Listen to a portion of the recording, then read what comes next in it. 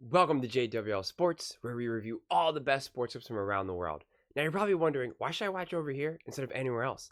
And that's because over there, they don't care about what you have to say. They say this all the time, they talk down to us, they think we're just a bunch of clowns on YouTube, Twitter. But I think it's the opposite. I think we know exactly what we're talking about. So I read every single comment. So whether you agree with me or disagree with me, either way, let's get in some discussions, let's get in some fights, but ultimately, let's just have some fun.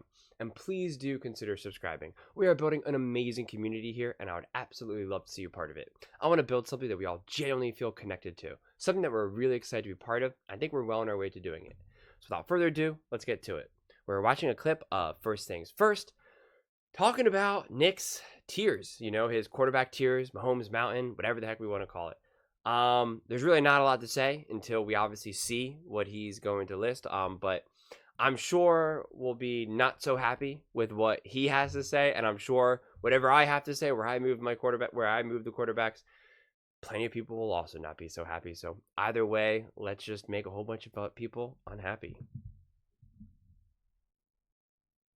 Here are the guys who are projected starters but did not make the mountain. Wow. At base camp, Russell Wilson, I think he's the projected starter, doesn't make the mountain. Wow. Drake May, tough situation. Will Levis, again, I know the Titans love you. Bryce, goes without saying. Gardner going from Shane Steichen's cocoon in Indy to the Raiders, not great. And of course, Bo Nix, while the tan looks wonderful, I do not think he's going to play great. Bottom row of the mountain. Of all Let these it be guys, known, I he think has been very, I am he the does most not optimistic think about Bo Nix Anthony is going to be Richardson. good. By proxy of my opinion of I don't like tiny football players, I love giant ones. And he is 6'5", crazy athlete, and I thought he played well in the 3 games he played last year where he didn't get knocked out. And so also, J.J. McCarthy, I think, is the #1 candidate to trick Kevin Wildes. I think J.J. McCarthy is the most likely quarterback that Wildes is going to be on here in Week 8 and be like, he's good, guys. Yeah. I don't know what you want me to tell you. He's good. And so that's bottom row. Row 6. This is quite the row. 2 #1 overall picks and a Mr. Irrelevant. A Hall of Famer at the bank, an actual Hall of Famer in Aaron Rodgers, and Tua.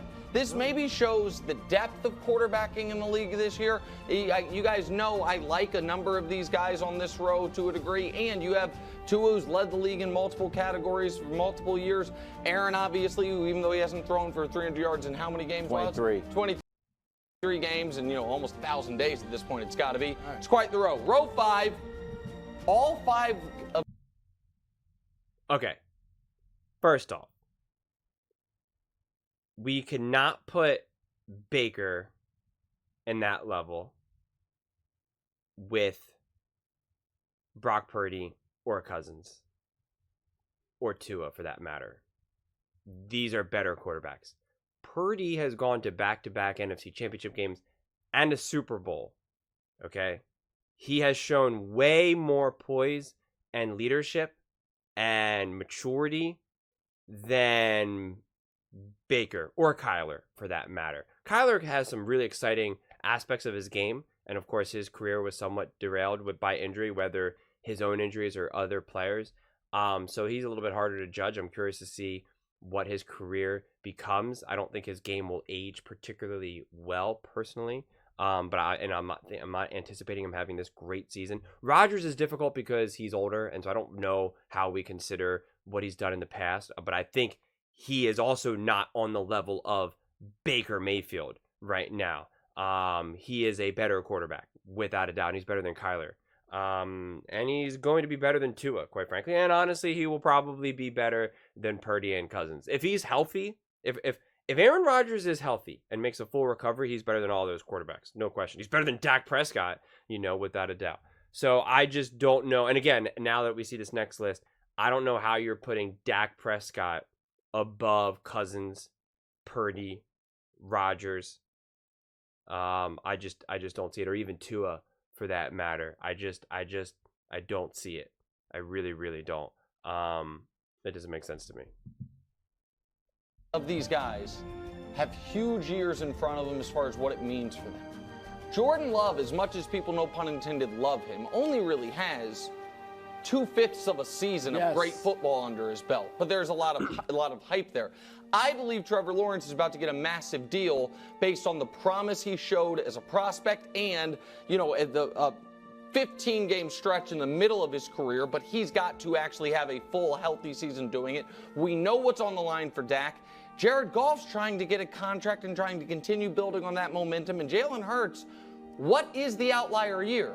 Was it the Super Bowl year or was it last year? This year will give us some information there. Now to legit stars.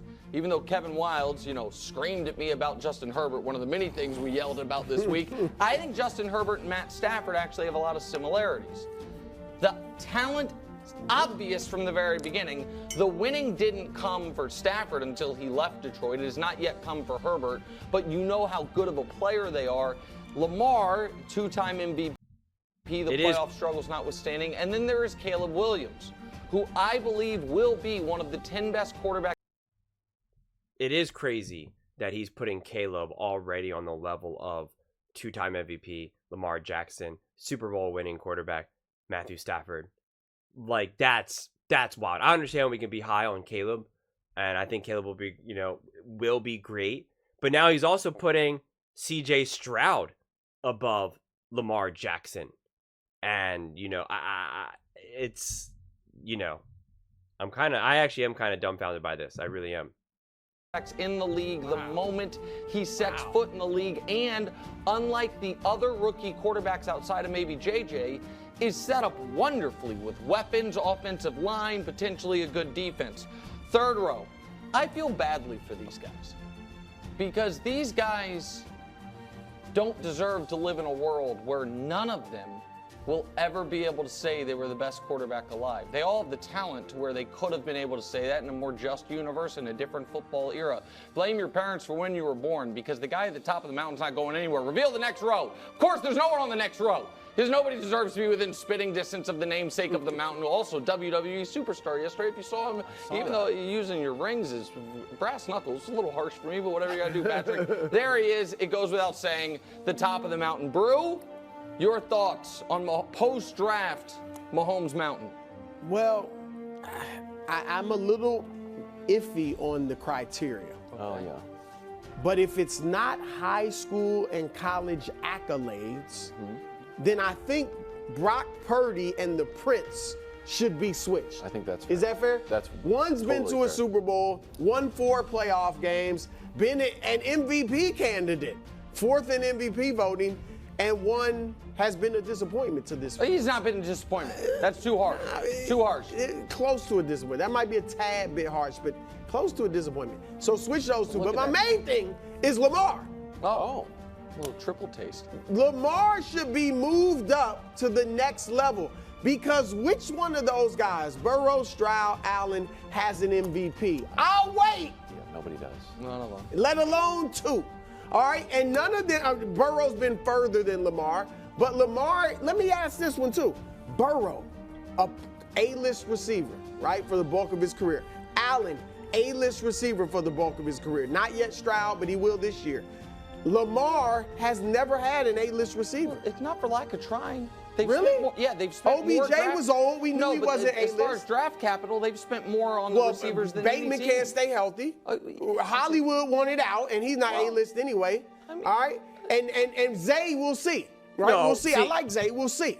All right? That's but nonsense. Lamar, and I know this year, Oh my God. he wasn't great, obviously, in that AFC Championship game. But this year, they're going to run it He's more, trying but to I think act that's like- going to open up things Oh my even God. more for his passing. He won't throw it a ton, but when he does, I think he'll be incredibly effective. And I think We're having technical difficulties. It does not want to pause. Okay, listen. This is where Nick is so sketchy because he's trying to act like it's Lamar Jackson's fault for not being able to get a number 1 receiver, or why some of these receivers wanted out. Under that logic, then it is Patrick Mahomes' fault that Tyreek Hill wanted out of Kansas City. So, again, tap the brakes with the judgments versus Lamar makes no sense. And again, if we're looking at this is why I don't really ever like these. Because, again, are we looking at just their individual skill set, their stats, how far they've gotten? Because if it is how far they've, and if it's a combination of all of it, which is what it should be, right? Then Brock Purdy has to be higher, because his numbers are great, but he is on a great team. Okay, he has had success and made deep playoff runs to a Super Bowl. So it's like you have to elevate him in that regard. But at this point, here's the reality. I'm going to take Rodgers out of this because I don't know what to do with him because of his age and him coming back from injury. Trying to figure out where Aaron Rodgers goes is honestly not very interesting to me at this point. These are the other players who are now in the heart of their career, okay? And so Purdy, absolutely, I'm elevating, and I'm putting him above Dak Prescott without a doubt. Without a doubt, I'm putting him above Dak Prescott. So I'm bringing Dak down, and I'm moving Cousins up. And I would put Love above the Prince, quite honestly. And I'm moving Goff and Hurts up as well. Like, honestly, again, the way how I look at it is I see Mahomes, obviously, at the top. And then I would put Burrow and Allen right underneath him, but really also in the same category as Mahomes. It's just that Mahomes has a better team. I think Mahomes is slightly better, but I don't think it's 2 whole notches better than people make it sound like. Mahomes has the best offensive head coach in the history of the NFL. That's just a fact. If you don't think that helps, I don't know what to tell you. Not to mention, of course, Travis Kelce and also previous years, Tyreek Hill, etc., etc., etc.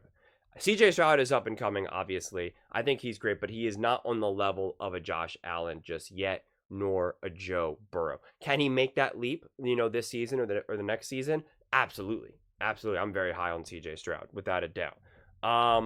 Stafford is also an unbelievable quarterback. He's also a little bit trickier because he is older now as well, so it is a little bit harder. But Matthew Stafford is an unbelievable quarterback. Oh yeah, and then you got to put Lamar in that same category with Burrow and Allen. And I really think, listen, Lamar made some mistakes in the playoffs, but I actually blame more the Ravens than Lamar himself. They did not put Lamar Jackson in a position to succeed against the Kansas City Chiefs. That was not Lamar just dropping the ball or choking. Yes, he had a couple bad plays, and I didn't like the way how he necessarily composed himself. But again, as a whole, I blame the Ravens, without a doubt. Make no mistake about it, Lamar Jackson is an elite quarterback.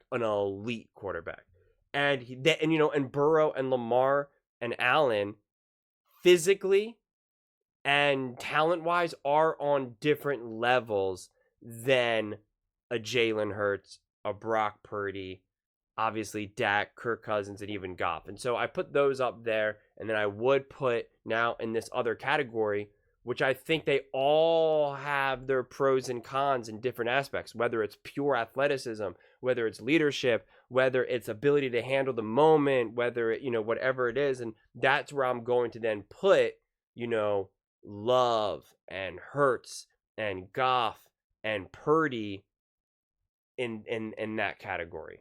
And Herbert should be above them because I think Herbert has pure talent. I think Herbert's more talented than those guys as well. He just hasn't had the opportunity to succeed. He hasn't had a stable organization, a great coach, and now he has that.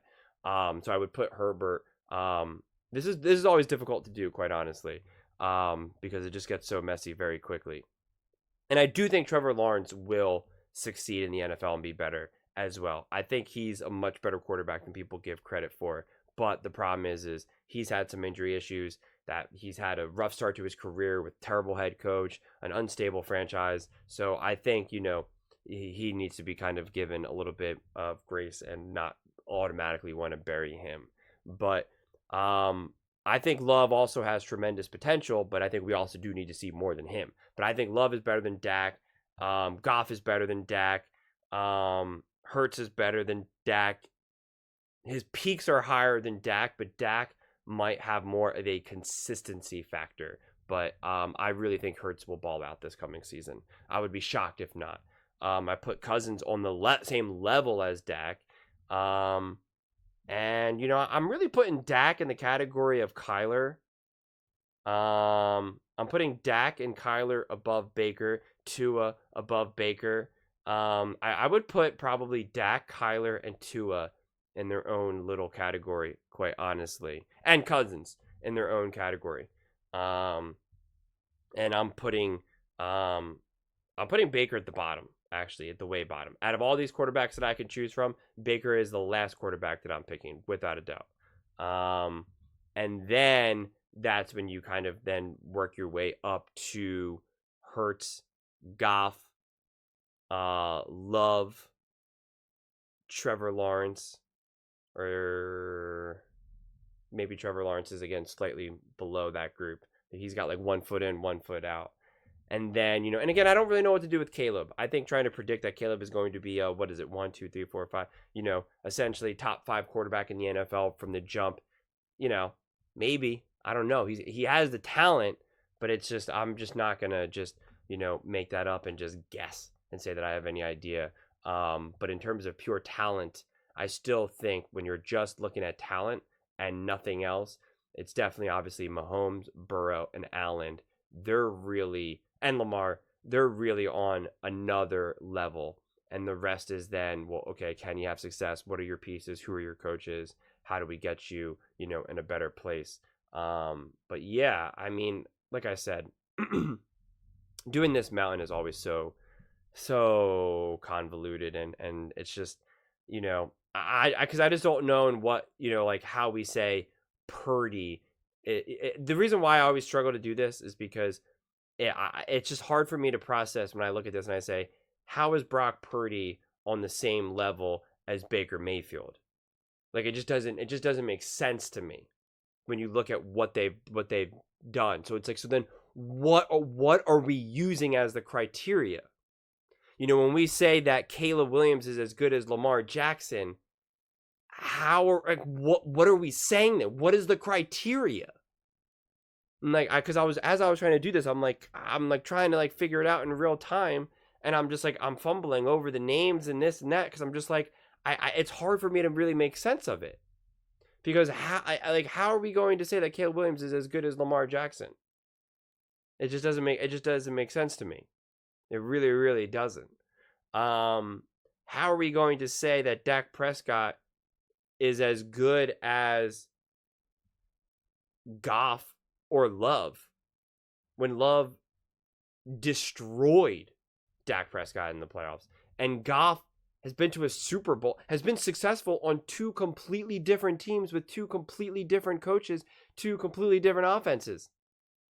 You know, he's been to multiple NFC championship games. He's been to a Super Bowl.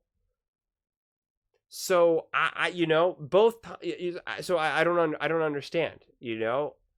I will take Goff over Dak any day of the week. Any day. I'm taking Love over Dak. You know? I mean, so I just don't really get it, honestly. So yeah.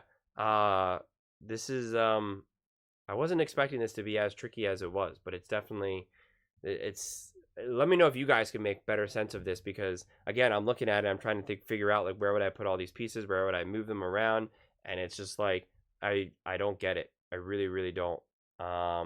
It's, yeah, I don't know. Those are just my thoughts. I was like debating as I was saying this. I was like, am I even going to post this video right now? Because I really don't know, because it just seems like a mess, honestly. Not only what Nick put out, but then what I said, because it's just like I'm trying to just make sense out of nonsense right now, and it's just I struggle to do so. I genuinely do. Those are just my thoughts. I really, really would love to hear yours. How would you guys rank these quarterbacks?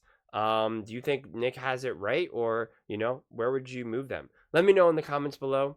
I read every single comment, so whether you agree with me or disagree with me, either way, let's get in some discussions, let's get in some fights, but ultimately, let's just have some fun. And please do consider subscribing. We are building an amazing community here, and I would absolutely love to see you part of it.